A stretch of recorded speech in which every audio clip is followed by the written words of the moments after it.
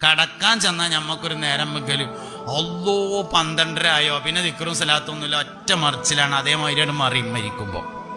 എങ്ങനെയാണോ ഉറങ്ങുന്നത് അങ്ങനെ മരിക്കും. അതുകൊണ്ട് മരിക്കാനുള്ള പരിശീലനം ഒന്ന് ഉറക്കമാണ്. എന്തിനു നേരമില്ലെങ്കിലും ഉറങ്ങാൻ ചെന്ന ഒരു 5 മിനിറ്റ് നേരം ഉണ്ടായേ പറ്റൂ.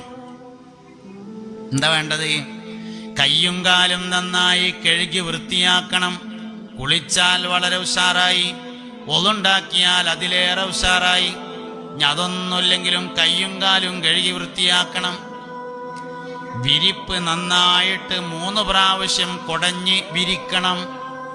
വിരിച്ചിട്ട വിരിപ്പാണെങ്കിൽ വേറൊരു തുണി എടുത്തിട്ട് 3 പ്രാവശ്യം കൊട്ടണം. വിരിക്കാത്ത വിരിപ്പാണെങ്കിൽ 3 പ്രാവശ്യം കുടഞ്ഞിട്ട് ആയിക്കൊന്ന് വിരിക്കണം. വിരിപ്പ് മടക്കില്ലാതെ നിവർത്തി വിരിക്കണം.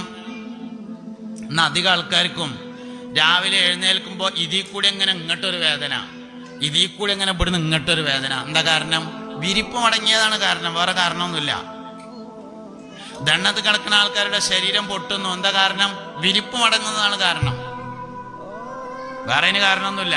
കുട്ടികളായിരിക്കുമ്പോൾ അല്ലാതെ അറിയില്ല, ചെറുപ്പക്കാർക്ക് മനസ്സിലാവില്ല, പ്രായമാകുമ്പോൾ മനസ്സിലാവും. ചെറിയൊരു മടക്കുണ്ടായാൽ മതി, രാവിലെ അവിടെ വേദന ഉണ്ടാവും. അതുകൊണ്ട് വിരിപ്പ് നന്നായിട്ട് നിവർത്തി വിരിക്കണം. എന്നിട്ട് ആ വിരിപ്പിലിരിക്കണം. എന്നിട്ട് സൂറത്തുൽ ഫാത്തിഹ 1 പ്രാവശ്യം ഓതണം. ഞാൻ പറയുമ്പോൾ കുറെ സമയം എടുത്താലും ചെയ്യാനാകെ 5 മിനിറ്റ് വേണ്ടി വരുള്ളൂ. സൂറത്തുൽ ഫാത്തിഹ 1 പ്രാവശ്യം ഓതണം. ഒരു ഖുൽ ഹുവല്ലാഹു അഹദ്, ഒരു ഖുൽ അഊദു ബിറബ്ബിൽ ഫലക്, ഒരു ഖുൽ അഊദു ബിറബ്ബിൻ നാസ് ഓതിയിട്ട് കയ്യിലൂതിയിട്ട് തല മുതൽ കാല് വരെ എത്തുന്ന ഭാഗത്തൊക്കെ ഒന്ന് തടവണം. ഒന്നും കൂടിയും ഖുൽ ഹുവല്ലാഹു അഹദ്, ഖുൽ അഊദു ബിറബ്ബിൽ ഫലക്, ഖുൽ അഊദു ബിറബ്ബിൻ നാസ് 2 കയ്യിലും ഊതിയിട്ട് തല മുതൽ കാല് വരെ തടവണം. 3-ാം പ്രാവശ്യം ഒന്നും കൂടെ ഖുൽ ഹുവല്ലാഹു അഹദ്, ഖുൽ അഊദു ബിറബ്ബിൽ ഫലക്, ഖുൽ അഊദു ബിറബ്ബിൻ നാസ് കയ്യിൽ ഊതിയിട്ട് തല മുതൽ കാല് വരെ തടവണം.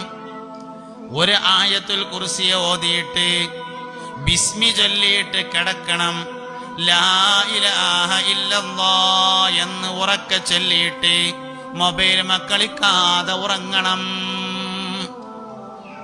ഈമാൻ കാമിലായി മരിക്കും. എങ്ങനെയാണോ ഉറങ്ങുന്നത് അങ്ങനെ മരിക്കും.